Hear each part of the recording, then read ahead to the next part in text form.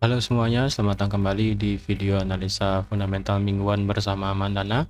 Ini adalah video analisa fundamental mingguan pada minggu ini, yaitu dari tanggal 12 sampai 16 Desember 2022 ataupun minggu kedua di bulan Desember 2022. Seperti biasa, jika teman-teman suka dengan videonya, teman-teman jangan lupa like dulu videonya, subscribe bagi yang belum subscribe, hidupkan lonceng dan di-share ke teman-teman yang lain yang sekiranya memerlukan analisa fundamental ya yang berlaku pada minggu ini, minggu kedua Desember 2022.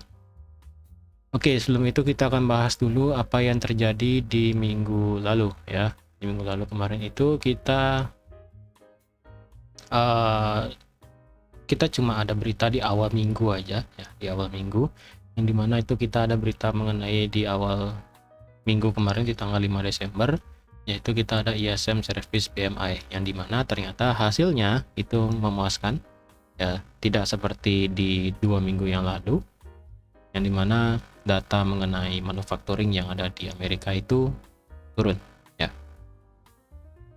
Ternyata untuk dari segi service ternyata masih bagus ya, dari segi jasa ternyata masih banyak yang bekerja, dalam artian sektor jasa itu masih bagus di Amerika, yang keluarnya ada 56,5 dari yang sebelumnya 54,4 keluar 56,5, hasilnya bagus. Lalu untuk RBA sendiri ternyata kemarin benar menaikkan suku bunganya sebanyak 25 basis poin aja ya, sebanyak 25 basis poin dari yang sebelumnya 2,85 menjadi 3,1. Kenapa dia 25 basis poin? Ya itu karena emang bisa dibilang RBA ini hampir mendekati titik netral daripada suku bunga yang ada di Australia.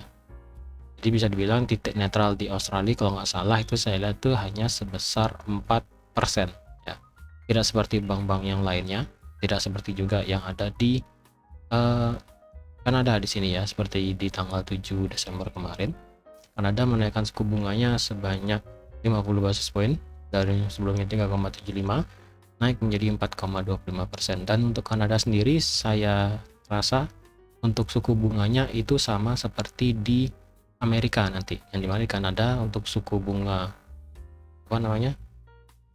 titik netral dari suku bunga itu saya rasa berkisar 5%, entah itu 5,2 entah itu 5% pas, seperti itu. Saya rasa untuk di Kanada akan sama seperti di Amerika. Terus untuk di malam harinya, di hari Jumat minggu lalu, untuk segi dari PPI sendiri masih tinggi ya, dan untuk consumer sentiment di sini ternyata hasilnya itu masih tinggi ya. Jadi untuk di segi konsumennya sendiri, jika untuk yang di 2 minggu lalu kan kita ada consumer confidence itu turun, tetapi untuk dari segi sentimennya itu di masyarakat sendiri sebagai konsumen itu masih bagus ya. Datanya menunjukkan naik dari yang sebelumnya 56,8 naik menjadi 59,1. Jadi bisa dibilang inflasi itu saya rasa sudah mulai menghilang sedikit, tetapi kita akan bahas data yang sangat luar biasa yang akan terjadi di minggu ini. Jadi untuk teman-teman yang ingin join bersama kami di channel Telegram Mandana, teman-teman bisa ke kolom deskripsi di bawah untuk lihat link seperti yang ada di sini. Jadi teman-teman bisa mendapatkan akses sinyal gratis juga ya. Dimana sinyal itu kita langsung berikan dari robot yang sudah kita setting ya. Jadi untuk teman-teman juga yang ingin menggunakan alat trading dari Amandana, kita juga ada ya. Jadi yang ingin tahu lebih lanjut silahkan hubungi customer service kami yang ada di kolom deskripsi di bawah untuk lihat dari Amandana itu sendiri. Oke. Jadi untuk di minggu ini ya, kita punya minggu ini tuh minggu yang berat, minggu yang padat, minggu yang berat pakai banget ya. Karena kalau dilihat pada minggu ini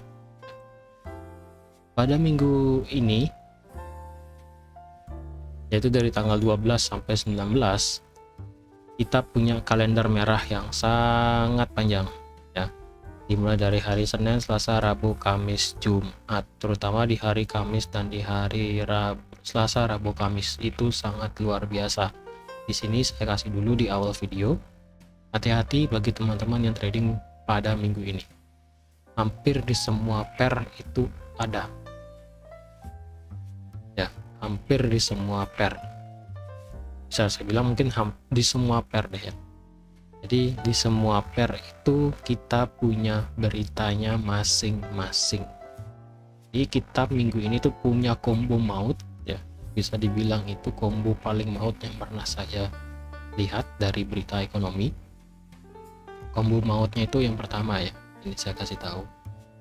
Yang pertama di hari Senin kita punya GDP di Inggris, itu yang pertama. Yang kedua kita punya data inflasi di Amerika. Yang ketiga kita punya data inflasi di Inggris. Yang keempat kita punya FOMC. Yang kelima kita punya GDP di New Zealand. Yang keenam kita punya unemployment rate di Aussie. Yang ketujuh kita punya Swiss Monetary Policy Assessment atau policy rate. Lalu yang ke-8 kita punya MPC Official Bank Rates ya, ke-8 tuh. Ke-9 kita punya Euro Main Refinancing Rate ya. Dan yang ke-10 kita punya Manufacturing PMI dari berbagai negara.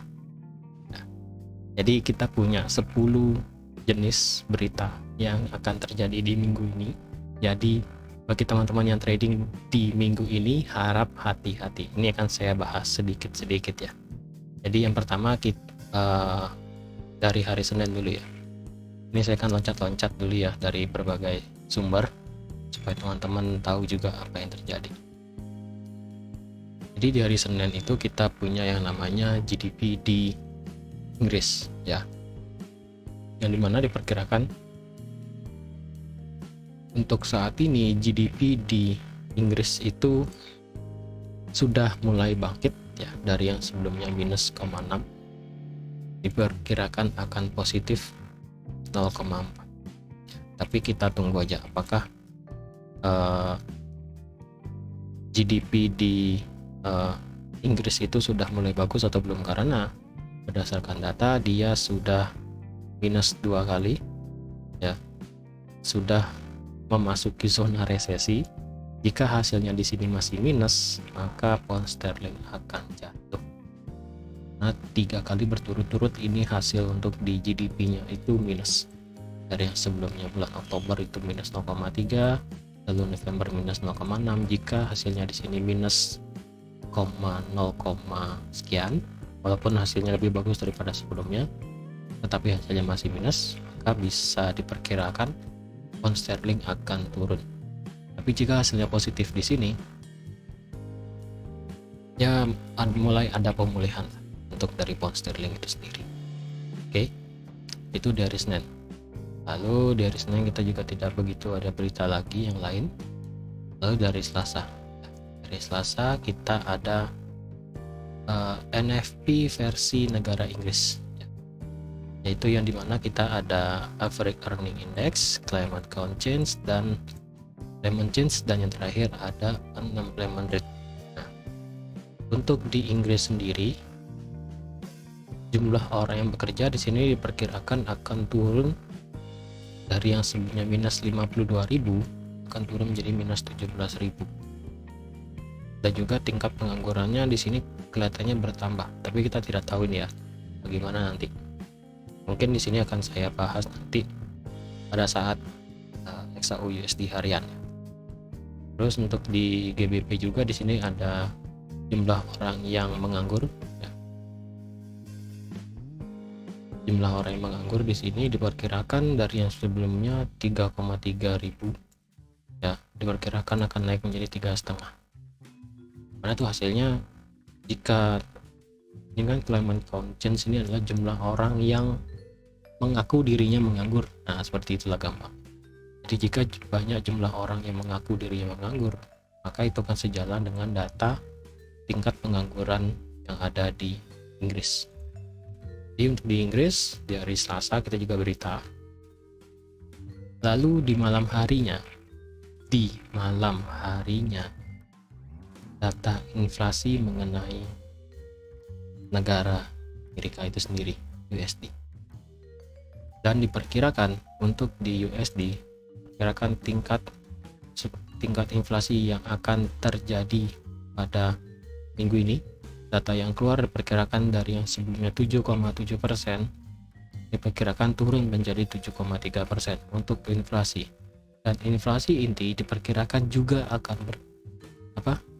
berkurang ataupun turun dari yang sebelumnya 6,3% menjadi 6,1%. Ini sebenarnya data yang positif bagi keadaan perekonomian di Amerika Serikat itu sendiri. Tetapi ini bukanlah dampak yang positif bagi mata uang USD. Ya, karena USD itu kan bersifat safe haven. Jadi ketika tingkat inflasi naik, maka orang akan banyak beralih ke US dollar, walaupun perekonomian di US-nya itu mengalami inflasi yang tinggi. Kayak kemarin sempat sampai di angka 9,1% yang terjadi di bulan Juli 2022 kemarin. Tapi karena sikap dari The Fed ya sudah membuat kenaikan suku bunga sebanyak 4 kali berturut-turut sebanyak 75 basis point ya. 75 basis point kenaikannya sebanyak 4 kali berturut-turut, itu membawa dampak yang sangat besar ya. Bukan lumayan lagi, sangat besar. Dari yang inflasinya 9,1 itu bisa turun menjadi 7,7 dalam kurun waktu sebelum akhir tahun 2022. Jadi jika nanti angka inflasi yang keluar di sini hasilnya 7%, ya 7% atau enggak di bawah 7%, maka bisa dipastikan angka inflasi di Amerika di tahun depan sekitaran bulan, kalau nggak salah saya hitung itu bisa di bulan Juli ya, sama seperti di sini, entah tuh di bulan Juli atau setelah Juli itu sudah turun menjadi 2%. Itu menurut hitung-hitungan saya. Jadi di tahun depan diperkirakan angka inflasi di Amerika itu sudah mulai turun seperti itu. Dan juga untuk angka daripada core CPI-nya diperkirakan juga akan turun dari yang sebelumnya 6,3 sekarang sudah 6,1. Dan data ini keluar tepat sebelum FOMC meeting ya tentang suku bunganya. Tapi sebelum itu kita di hari Rabu ya, dari Rabu sore kita ada berita mengenai tingkat inflasi juga di negara Inggris. Yang dimana negara Inggris di sini inflasinya yang sebelumnya 11,1 ya diperkirakan akan sudah turun ke 10,9. Ini kemungkinan turun karena akibat daripada tingkat GDP yang keluar di hari Senin kemarin, di hari Senin nanti ya. Jika hasilnya positif di sini dan jumlah orang yang bekerja dan jumlah tingkat pengangguran bisa dibilang bertambah ya, maka bisa dipastikan tingkat inflasi itu akan turun. Oke, tingkat inflasi itu akan turun, dan dimana diperkirakan ini juga ya, tingkat inflasi di sini tepat juga sebelum adanya MPC Official Bank Rates. Jadi ya ini kan saya bahas nanti ya, ambil kesimpulannya nanti. Itu di sore hari, di hari Rabu, dan di hari Kamis dini hari ini jam 3 pagi WITA ya, berarti jam 2 WIB. Jam 2 WIB kita ada FOMC tentang kenaikan suku bunga dari The Fed. Tetapi kita sudah tahu bahwa kenaikan suku bunga dari The Fed hanya sebesar 50 basis point. Itu kita tidak akan peduli ya. Yang kita pedulikan adalah data mengenai ini. Nah ya, sebentar. Ini. Yang akan kita pedulikan adalah interest rate projection ya, dan economy projection yang akan dibacakan langsung oleh ketua The Fed yaitu Jerome Powell. Jadi kita akan melihat bagaimana Jerome Powell memberikan proyeksinya tentang perekonomian di Amerika Serikat di tahun 2023. dengan adanya kenaikan suku bunga yang sudah menjadi 4,5% jika itu benar, dan dengan tingkat inflasi yang turun di bawah 7% jika data ini benar. Ya. Jika kita melihat kenaikan suku bunga ini akan terus dilakukan tanpa adanya pengereman, maka USD akan kembali menguat. Ya. Jika kenaikan suku bunga ini diproyeksikan akan berhenti di tahun 2023 dan Jerome Powell mengatakan akan memberikan angka pasti mengenai titik netral dari suku bunga The Fed, maka bisa dipastikan USD akan drop. Ya, kenapa begitu?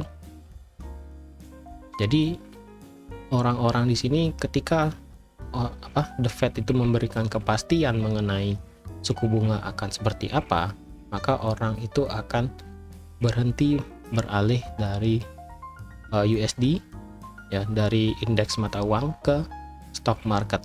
Ya. Ketika The Fed Jerome Powell itu tidak memberikan kepastian, maka investor akan menarik dari yang sebelumnya stock market akan pindah ke USD. Itulah yang membuat USD akan menguat. Jadi logikanya seperti itu. Jadi yang perlu kita lihat itu adalah untuk di FOMC di sini, yang saya rasa adalah press conference-nya dan economic projection. Karena dari economic projection di situ kita akan melihat bahwa bagaimana proyeksi ekonomi di Amerika di tahun 2023. Apakah tingkat inflasi akan diharapkan turun sesuai proyeksinya? Apakah tingkat pekerja itu akan sesuai dengan proyeksi dari The Fed? Apakah suku bunga akan tetap bertahan sampai tahun 2023 ataukah akan ada kenaikan lagi, dan bagaimana itu akan keluar semua pada saat jam 3 pagi itu. Di jam 2 WIB, ingat ya. Di sini jamnya ini GMT plus 8. Jadi yang tinggal di bagian Pulau Jawa bisa diganti ya GMT-nya plus 7. Oke, itu kita FOMC di dini hari. Lalu di pagi harinya kita ada New Zealand mengenai GDP-nya yang diperkirakan akan turun.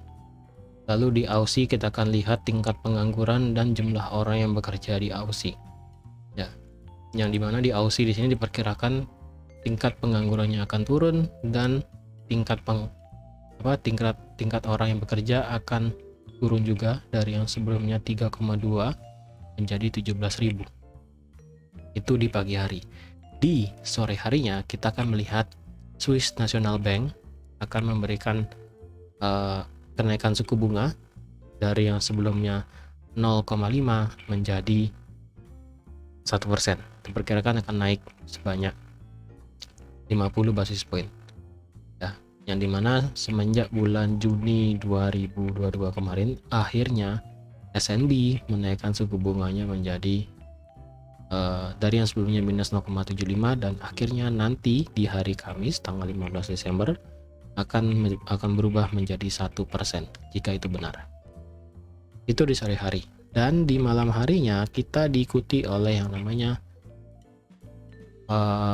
MPC Official Bank Rates, ya,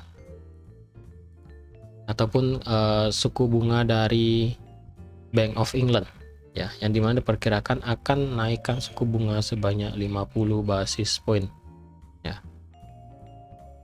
Jadi untuk kenaikan suku bunga selain USD di sini, kita untuk di SNB, ya, SNB. Kalau di USD kan yang perlu kita perhatikan adalah economic projection dan press conference-nya. Untuk di SNB sendiri, kita cukup lihat daripada tingkat suku bunganya aja. Lalu untuk di pound sterling di BOE, yang perlu kita lihat adalah official bank rate dan official bank rate food.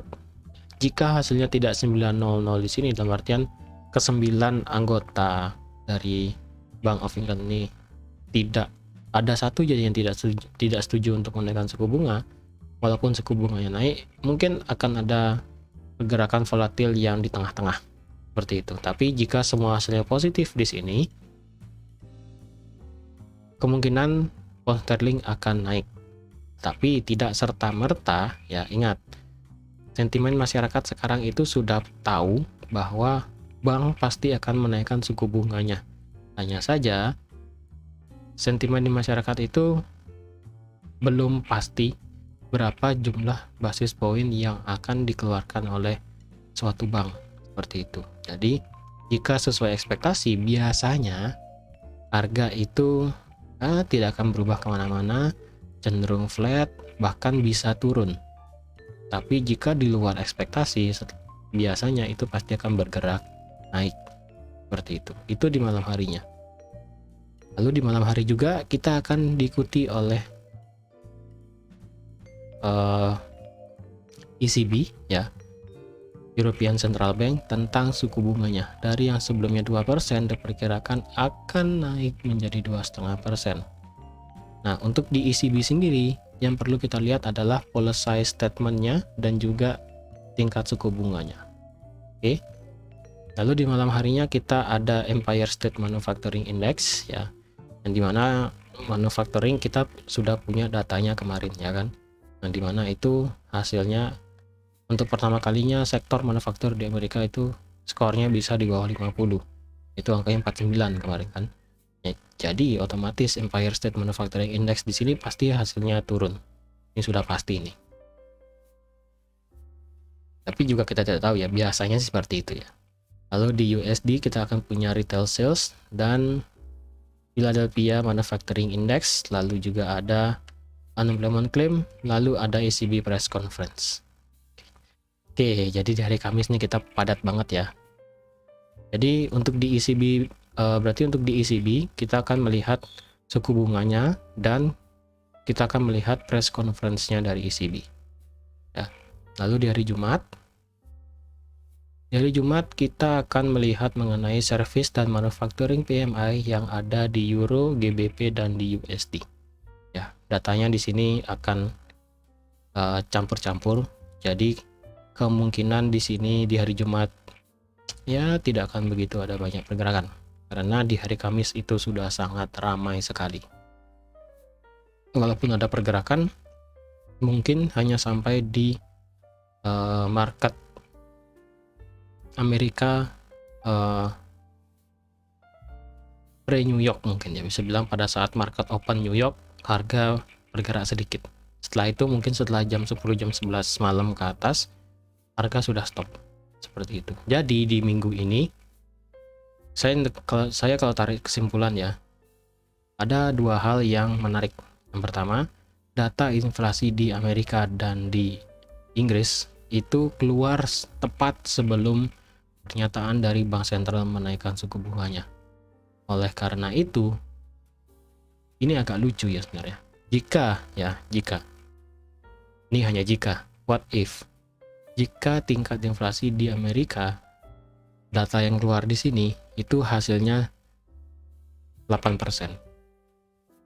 Jika ingat, jika USD di sini CPI-nya angka tahunannya keluar adalah 8% dan core CPI-nya itu keluar 6,5%. Berarti inflasi akan memanas lagi. Dan angka inflasi di Inggris keluar misalnya 11,5%. Maka untuk di Inggris sendiri, kemungkinan Jerome Powell akan menaikkan suku bunganya menjadi 75 basis poin. Ya, karena menurut dia ini kita belum melihat penurunan yang secara signifikan dari inflasi. Karena walaupun dia sudah turun secara signifikan, tapi malah harga itu bergerak naik lagi. Seperti itu. Jadi kalau dilihat ya, angka inflasi di sini itu bisa jadi faktor yang kalau saya bilang itu penentu ya.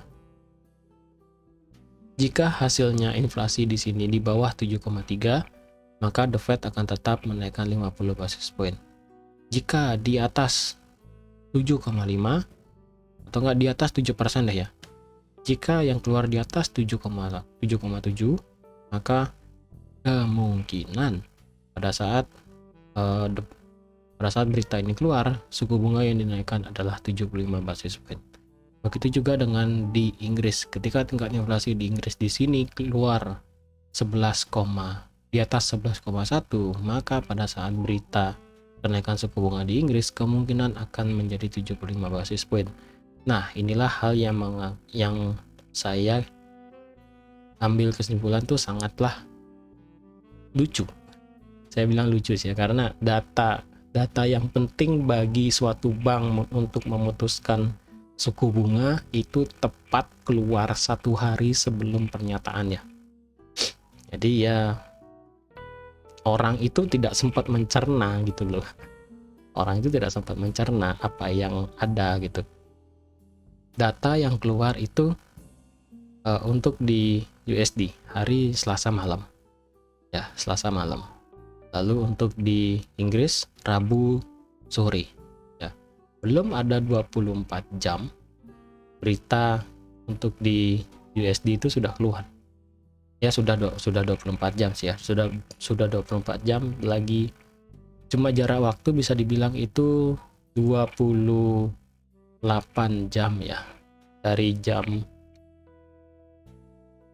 setengah 10 sampai jam 3 tambah lagi 5 jam kan, ya berarti 29 jam aja. Seperti itu market akan menentukan pergerakannya. Jadi teman-teman, di sini saya kasih worry, saya kasih concern dulu. Hati-hati bagi yang ingin trading di minggu ini, hati-hati banget ya, karena menurut saya market di minggu ini pure akan digerakkan oleh berita fundamental apapun itu pergerakannya. Walaupun dari segi teknikal kita sudah tahu bagaimana suatu pergerakan market, tetapi ada kalanya analisa teknikal itu berlawanan dengan apa yang akan keluar daripada berita fundamentalnya. Tapi tidak terkadang juga apa yang kita analisa secara teknikal itu sejalan dengan berita fundamental yang akan ada. Seperti itu. Jadi hati-hati banget bagi teman-teman yang trading di minggu ini, terutama trading di USD, Euro, Pound Sterling, Swiss. Kenapa? Karena ada berita mengenai kenaikan suku bunga. Ya, jadi hati-hati banget di minggu ini ya. Kalau saya lebih concern hati-hati itu di USD dan di Inggris. Udah 2 itu aja. Kenapa? Ada combo maut mengenai inflasi dan suku bunga. Udah itu aja. Jadi teman-teman yang trading di Aussie mungkin beritanya cuma di hari Kamis ya, dan juga New Zealand cuma ada di hari Kamis. Sisanya mungkin bisa seperti itu. Tapi untuk yang di Inggris dan USD hati-hati banget ya. Di sini saya berulang kali bilang hati-hati untuk yang trading di minggu ini. Jika perlu teman-teman ingin off dulu 1 minggu ini dari trading juga nggak apa-apa, supaya di next minggu depannya itu kita bisa tahu bagaimana pergerakannya market. Walaupun sekarang sudah akhir tahun ya, biasanya sih akhir tahun itu marketnya sepi. Tapi karena minggu depan itu belum masuk Christmas ya, hampir masuk Christmas, jadi bisa dipastikan 2 minggu lagi baru market itu sepi ya. Jadi minggu depan tuh masih ada pergerakan lah ya, 2 minggu itu. Jadi di minggu ini hati-hati banget teman-teman yang trading pada minggu ini ya.